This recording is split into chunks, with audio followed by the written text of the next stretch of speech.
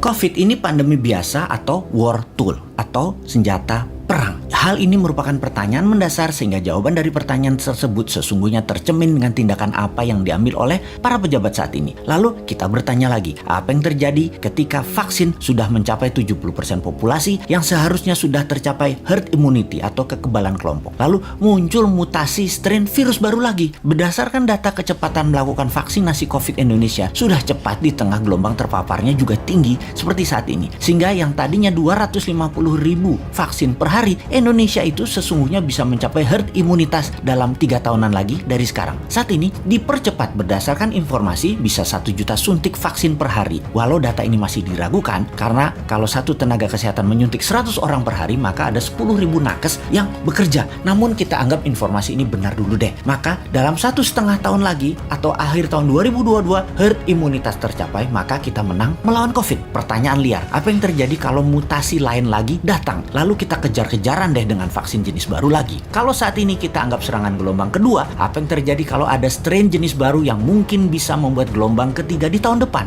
Melihat cara penanganan pemerintah atas COVID yang merupakan virus import dan PCR antigen juga produk import kebanyakan dan masker juga terbanyak barang import, bahkan disuruh 2 lapis lagi sekarang. Lalu vaksin juga produk import. Ini kita tidak boleh berlama-lama seperti ini. Apa nggak kita balik aja sebaiknya? Inilah masa di mana produk lokal, misalnya masker, harusnya merupakan 90% masker yang beredar di Indonesia saat ini adalah buatan lokal. Antigen tes lokalnya harus 100%. Vaksin lokal harus 50%. Atau obat peningkat imunitas yang lokal harus digenjot. Agar kalau virus mutan lagi, kita nggak terus bergantung impor yang akan membuat ekonomi negara digerogoti uang keluar atau flight capital. Sudah cara bernegaranya membatasi uang beredar menjadi tipis di tanah air, uang tadi ditarik keluar dengan berbagai kebutuhan impor dan tunai di tanah air harus hidup dengan pinjaman dolar asing dan yuan. Rupiah kok jadi nggak berdaulat ya? Pastinya karena kebijakannya terlalu impor. Walau bisa terlihat benar karena semuanya dalam keadaan darurat, tapi kalau bernegaranya daruratnya berkepanjangan seperti ini, sebenarnya bisa nggak masuk kategori salah kelola atau mismanagement bernegaranya.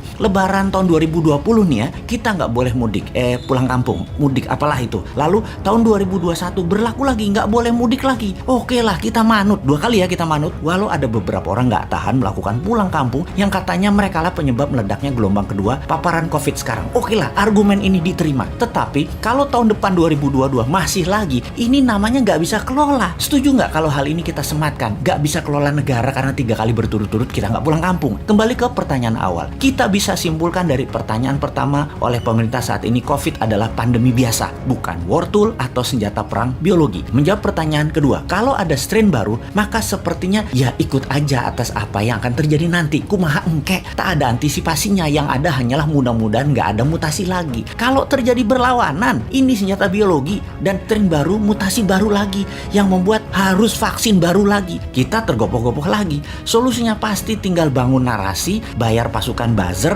dan pasukan buzzer bekerja keras lagi. Nah, di posisi begini kasihan mereka yang mau jadi presiden tahun 2024 sementara mereka dalam posisi menjabat yang ternyata salah semua pengelolaan pandemi dan ekonominya. Pasti kena imbas negatifnya mereka karena mereka juga bagian dari ketidaktepatan kelola pemerintah pusat dan daerah. Karena yang digadang-gadang tahun 2024 kebanyakan pejabat incumbent. Di sini enaknya jadi yang bukan pejabat tetapi selalu memberikan solusi. Bahkan bukan hanya solusi, tapi saran yang dikerjakan walau dengan skala tanpa fasilitas. Bisa jadi kuda hitam nggak di tahun 2024 kira-kira dia itu. Tapi mudah-mudahan prediksi ini salah. Ekonomi membaik, COVID teratasi tahun ini. Amin. Cuman takut aja prediksi ini benar. Masa tinggal bosman tahun 2024? Ya nggak mungkin toh. Harusnya bisa 3 kali menjabat. Dukung!